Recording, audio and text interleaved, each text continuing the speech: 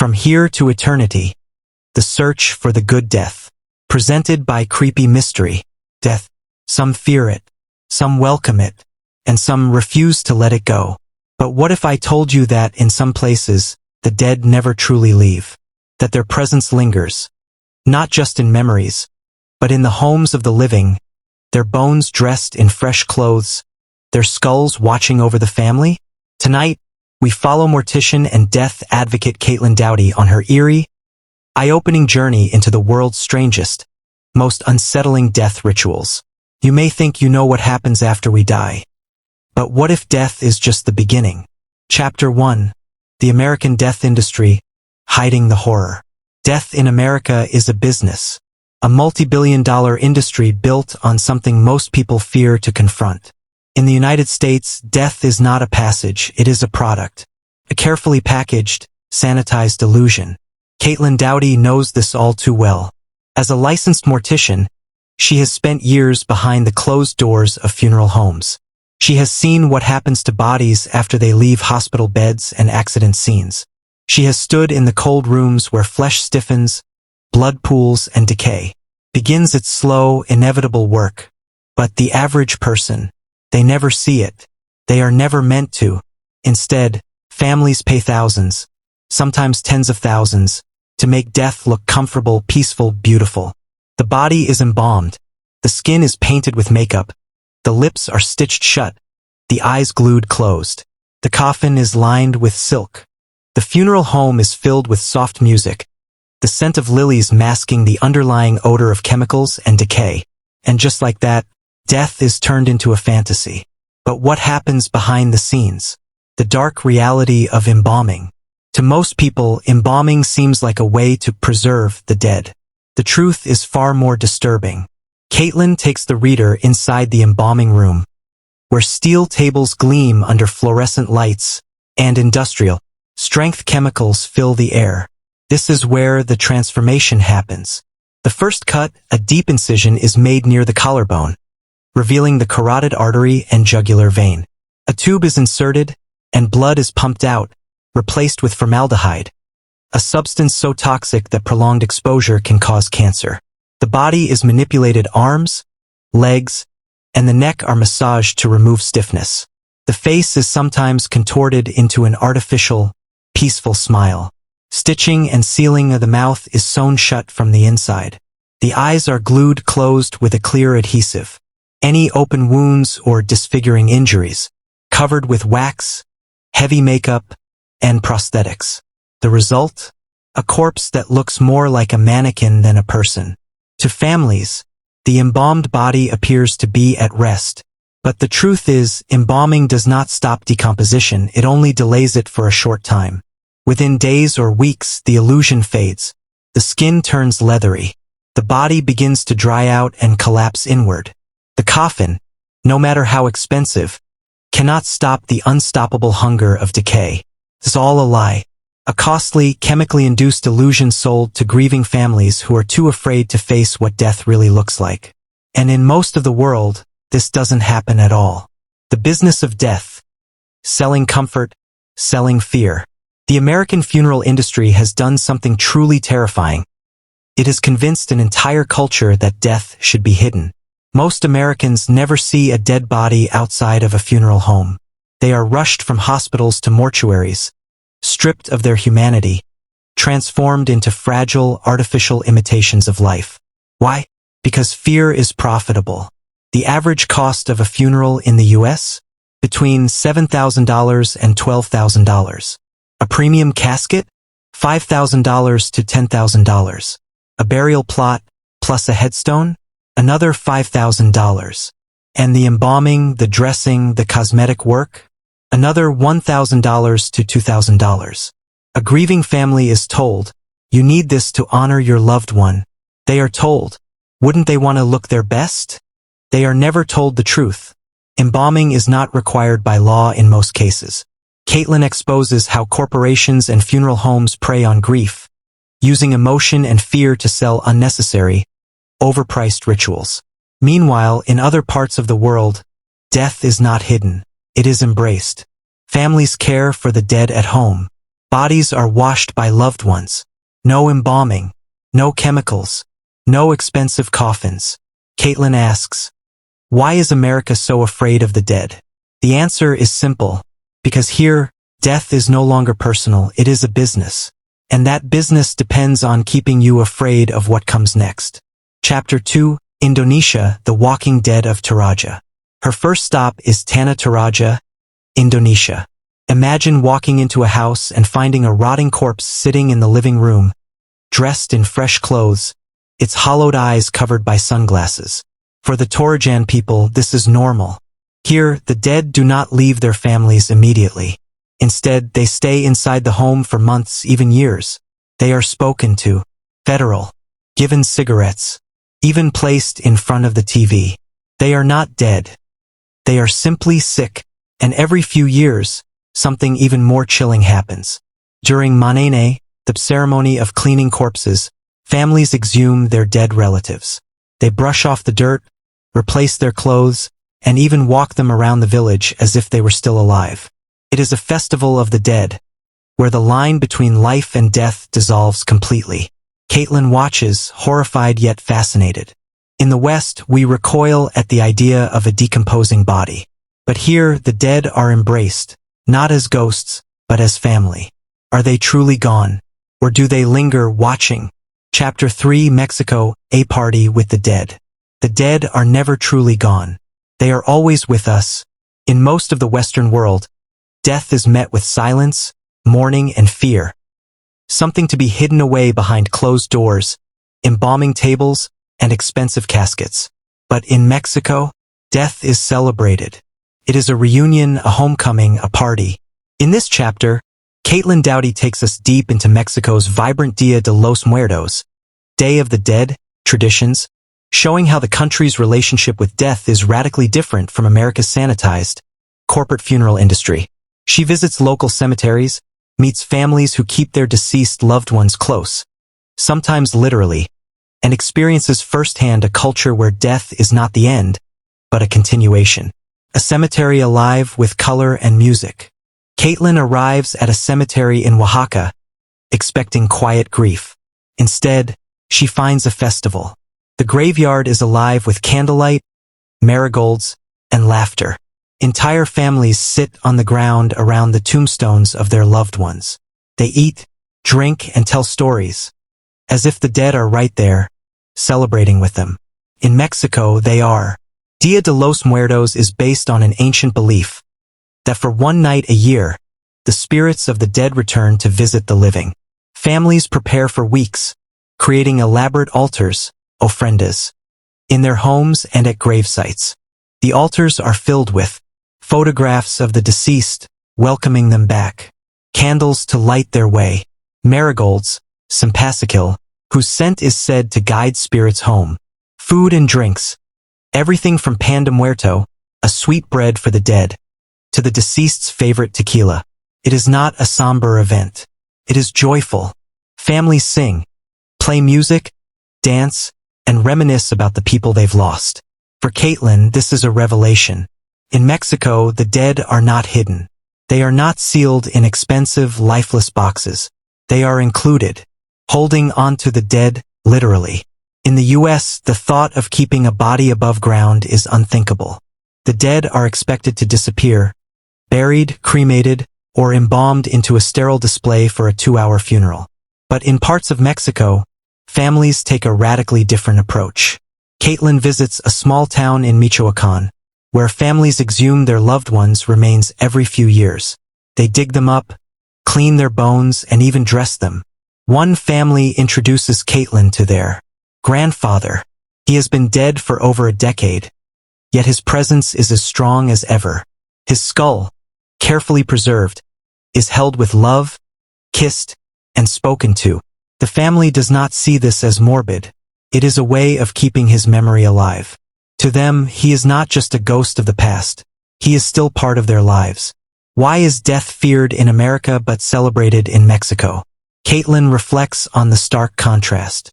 In America, death is something to be feared, ignored, and avoided at all costs. People go into debt trying to buy a perfect funeral.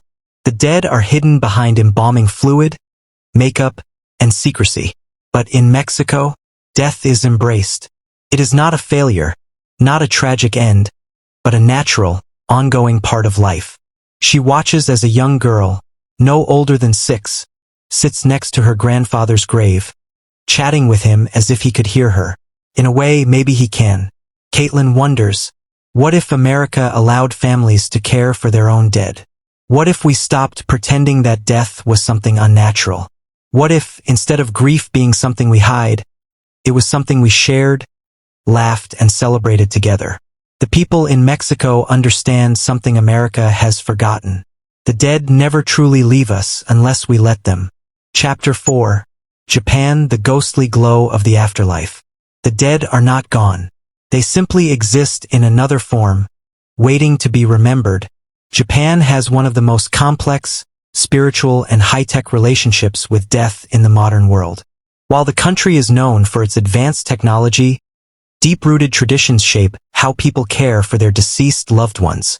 In this chapter, Caitlin Doughty travels across Japan to explore its unique funeral practices, futuristic cemeteries, and the deep connection between the living and the dead. Unlike in the United States, where the funeral industry has made death feel distant and clinical, Japan blends Buddhist, Shinto, and modern influences to create an afterlife that is both sacred and digital. The lonely deaths of Japan, a rising crisis. Caitlin's journey begins in Tokyo, where she meets a kotakushi, cleanup crew, people who specialize in handling the aftermath of lonely deaths. Kotakushi, or solitary death, is an alarming social phenomenon in Japan, where thousands of elderly people die alone in their apartments, unnoticed for weeks or even months. With Japan's aging population and declining birth rates, many older adults have no family left to care for them. Caitlin watches as the team cleans out an apartment where an elderly man had passed away, his body undiscovered for over a month. The smell is overwhelming. The only sign of his passing was a stack of unopened newspapers piling up by his door. The workers remove every trace of him, scrubbing the floors, repainting the walls, and throwing away every personal item. It's as if he never existed. Caitlin is struck by the isolation of death in modern Japan. In a society that values privacy and politeness, asking for help, especially with something as personal as death, is often avoided. Kotakushi reveals the tragic side of Japan's otherwise well-ordered society. Cremation and bone-passing rituals. Unlike in America, where burial is common, 99.9% of Japanese funerals involve cremation. But the process is not as simple as dropping off ashes in an urn. Japan's cremation rituals are deeply personal, communal, and symbolic. Caitlin attends a traditional Buddhist cremation ceremony. Here's what she witnesses. The family gathers in the crematorium, where the deceased's body has been burned at extremely high temperatures. The skeletal remains are carefully arranged on a metal tray. Instead of being immediately turned into ash, the family is given time to participate in a ritual called kotswage, or bone picking. Using special chopsticks, family members pick up the bones and pass them, piece by piece, into the urn. The final piece placed inside is always the throat bone, symbolizing the last connection between the living and the dead. The ashes are then taken home or placed in a family grave, where they will be honored for generations. This ritual is a stark contrast to Western cremation, where families rarely witness the process and receive only a generic urn of ashes, disconnected from the bodies. Transformation. High-tech cemeteries, the future of death in Japan. With limited land and high population density, Japan has had to innovate when it comes to burial spaces. Caitlin visits one of the most advanced cemeteries in the world, the Ruridan Columbarium in Tokyo, a futuristic glowing graveyard. Inside, thousands of LED-illuminated glass Buddha statues line the walls, each representing a deceased person. Instead of traditional headstones, families receive a smart card that, when scanned, causes their loved one's specific Buddha statue to glow. This high-tech approach allows families to visit and pay respects without the burden of maintaining a physical grave. The digital memorials are meant to last for centuries. While traditionalists argue that technology removes the personal, spiritual element of death, many in Japan embrace it as a practical, sustainable way to honor the deceased. The spirit world and the festival of the dead, Obon. Caitlin's final stop in Japan is during Obon, the annual Buddhist festival where spirits return to visit their families. For 3 days every summer, Japan welcomes back the dead. Families clean their ancestors' graves, light lanterns to guide spirits home, and participate in Bon Odori, a traditional dance performed to honor the deceased. The festival ends with floating lanterns released into rivers or the ocean, symbolizing the spirits' return to the afterlife. The sight of thousands of glowing lanterns drifting into the night is breathtaking. Caitlin realizes that, unlike in America, Japan has never lost touch with its dead. Even in the face of modernity, digital graves, and urban loneliness, the spirits of ancestors remain an active presence in everyday life. Chapter 5. Bolivia, the Skulls That Whisper. In Bolivia, death does not mean silence. Sometimes the dead still speak. If you know how to listen, most people believe that once we die, our bodies belong to the earth, left to decay in the quiet darkness of a grave. But in Bolivia, some believe that the dead never stop watching over the living, and in return, the living must care for them.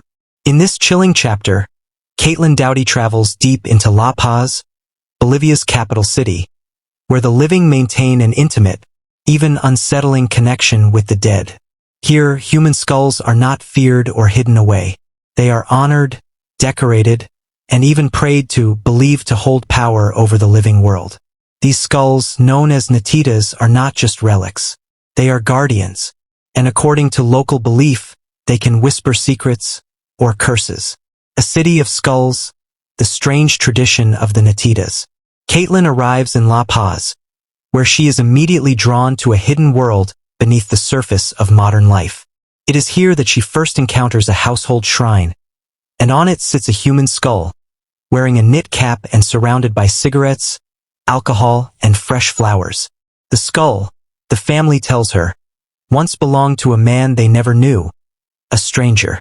Yet they treat him as one of their own, speaking to him each day and offering him gifts. In return, they claim he protects their home from thieves and misfortune. But there is a darker side to these guardians. If neglected or disrespected, the natitas are believed to bring bad luck or worse. The skull protects you, a woman tells Caitlin, her voice low. But if you forget to care for it, it will remind you. And the reminder is never pleasant.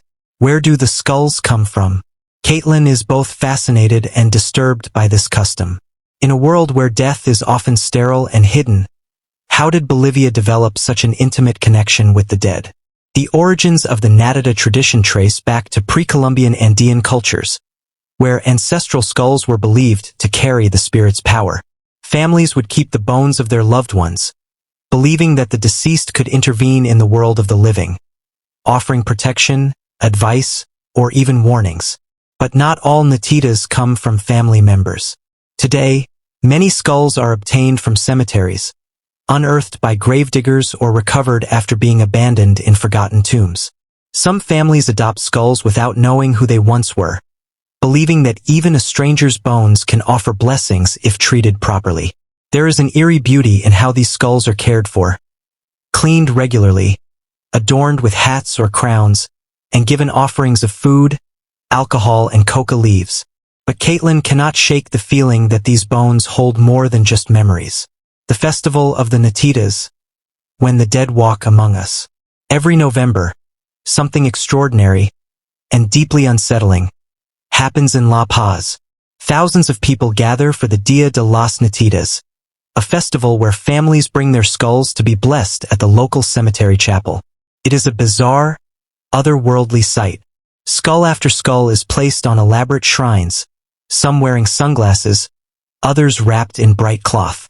Priests perform blessings, recognizing the spirits as both sacred and powerful intermediaries. Families line up to have their natitas charged with spiritual energy, believing the blessing will make them more potent protectors. Caitlin describes the atmosphere as both celebratory and eerie, a place where the line between the living and the dead blurs. Some people weep openly, thanking their natitas for granting a wish or protecting a loved one. Others laugh, sharing drinks with their beloved skulls as though catching up with an old friend. But not all skulls bring comfort. Some visitors speak of restless natitas, skulls that move on their own, cause nightmares, or bring bad fortune if neglected. These spirits demand attention, and those who fail to honor their presence risk paying a terrifying price. The power and the danger of the natitas. One story lingers in Caitlin's mind long after the festival. A man named Carlos tells her about the time he neglected his family's natita. For years, the skull had protected his home. But when Carlos forgot to make offerings, things started to go wrong. His business failed. His daughter fell mysteriously ill. At night, he heard whispers, low, guttural voices echoing through the house.